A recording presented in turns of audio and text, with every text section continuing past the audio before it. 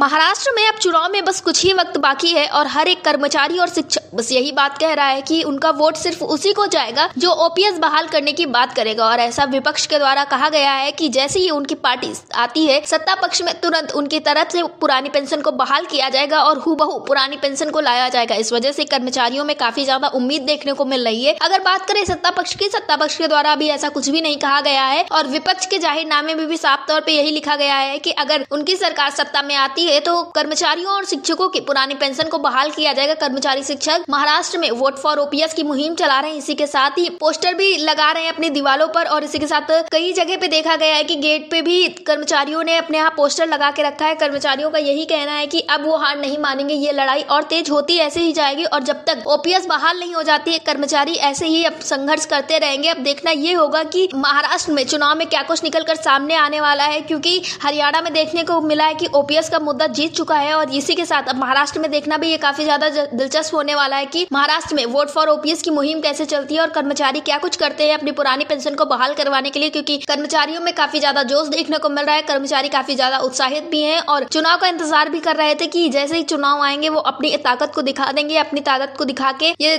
सरकार को जताने का प्रयास करेंगे कि पुरानी पेंशन उनके लिए कितनी ज्यादा जरूरी। इस विषय पर अटल टीवी की टीम ने बातचीत की एनएमओपीएस महाराष्ट्र के प्रदेश मीडिया प्रभारी मोहन सोनटक्की जी से। उन्होंने क्या कुछ कहा है आप भी सुनिए। मोहन सोनटक्की जी, आपका हमारे चैनल अटल टीवी पे बहुत बहुत स्वागत है।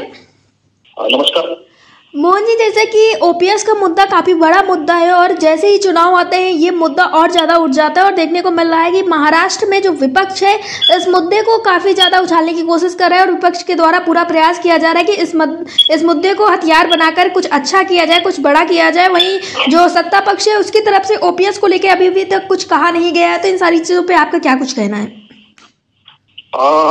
सभी साथियों को दीपावली के अवसर पर हार्दिक हार्दिक शुभेच्छा जी।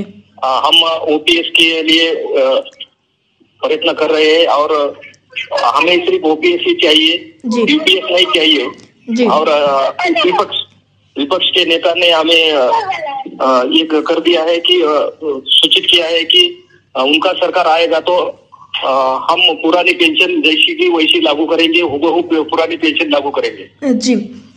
मोहन सोनटक्की जी, जैसे कि आपने बताया था कि लगातार कार्यक्रम चल रहे हैं ओपीएस बहाली के लिए, वोट फॉर ओपीएस तो लंबे समय से चलता चला रहा है। इसी के साथ ही जो आप लोगों ने पोस्टर वाला काम किया था तो वो किस तरह से चल रहा है? सभी कर्मचारी इसमें किस तरह से भाग ले रहे हैं?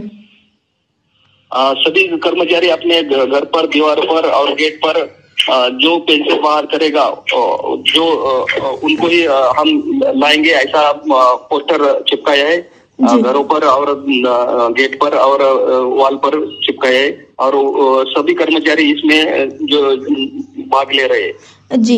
मोहन सोनटक्की जी, जैसा कि चुनाव करीब बिल्कुल आ चुका है, क्योंकि ऐसा कहा जा रहा है आप 10-15 दिन में आप लोग के यहाँ चुनाव है महाराष्ट्र में, तो आप कर्मचारी साथियों को क्या कुछ संदेश देना चाहेंगे?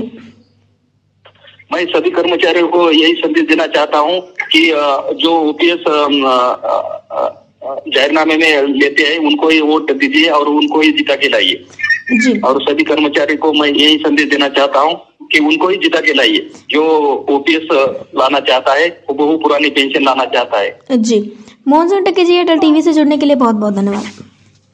शुक्रिया मैडम।